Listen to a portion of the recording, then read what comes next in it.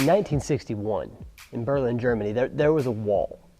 Now, many of you guys have heard of it, called the Berlin Wall, and it separated two sides, the East and the West. The purpose of the wall was clearly to separate the East from the West so that one could not enter the other and vice versa. One side was free and one wasn't. Usually when you think of a wall or you think of something like that, they are to separate from something. They are to keep something out or to keep someone from coming in. But what I like to call a wall sometimes is just a barrier. If you think of a barrier in life, it's something that can keep you from moving forward. A barrier is someone or something that can keep you from growing. And in Germany, from 1961 to 1989, this wall existed, where East Germans could not go with the West Germans in Berlin. They could not mix and match because one side was free and one wasn't. And the government was pretty strict on saying, hey, you can't go there. But for the sake of this, let's consider it a barrier. A barrier from someone coming in, from someone coming out. But what does that have to do with us? What does that have to do with Christians? In the Bible, whenever Jesus is on the cross, for many years, from the start of from the beginning to now, Jesus is on the cross, and there's been a thing called the veil that's been inside the tabernacle and inside the temple. Now, the point of this is to separate two spots, the holy place from the Holy of Holies. That veil was there because only priests could enter in and out of it. And the point of that was that God was in there, and they had to see God. Jesus hadn't died yet. But in Matthew chapter 27, verse 50, it says this, "And when Jesus had cried out again in a loud voice, he gave up his spirit. At that moment, the curtain of the temple was torn in two from top to bottom. The earth shook, the rocks split, and the tombs broke open.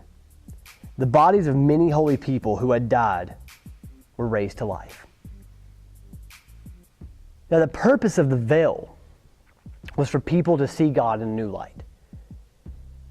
All the way through the Old Testament, they say that when Jesus comes back, when Jesus dies, everything will be different. When Jesus comes back to life, everything will be different. All of these things that we've made now don't matter as much. Now, the book of Leviticus is nothing but a book of laws. And if you ever read the book of Leviticus, it's crazy some of the laws that they had to follow. But what was the point of that law? You know, what was the point of them having it if we have Jesus? Because that's all they had at the time. They didn't have the Bible. You have to understand that. These people did not have the Bible like we have today. All they had were people that they had to follow. Now, Moses, he gave the 10 Commandments. And we would say that those 10 Commandments are still good. So we still need to follow that. But when the veil was torn, everything that they could have imagined about God or seeing God or seeking God was in a whole new light. The veil separates any kind of barrier to get to God or to get away from God. The point of the veil in the temple was that when the priest entered it, only they could get into it.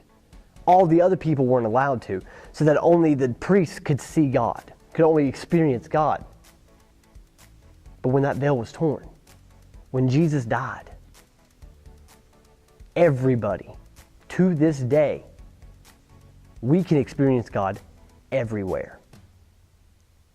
And the point of the veil being torn when Jesus died was to signify to us in a visual way that God knew that we needed, was to say, you can see God today, you can see God tomorrow, you can experience God for the rest of your life. Because when Jesus died, all of those old laws, all those old man-made written laws, even though some of them are still good, Jesus is more. You don't need to follow a written man-made law anymore. You follow a risen Lord. You follow a risen Christ. So remember that. And remember that the next time you see a barrier in your faith, a barrier in your Christian walk, a barrier in your life, the veil was torn for you. Whenever you feel like you can't experience God in some kind of way, whenever you feel like you're the farthest thing from God, remember that Christ died so that we could experience Him that much more each and every single day. So my question to you today at ATC 2014 is, what are you doing to experience God? And do you see that veil being torn to experience God? Or do you just see a piece of fabric being ripped? Because it's so much more than that.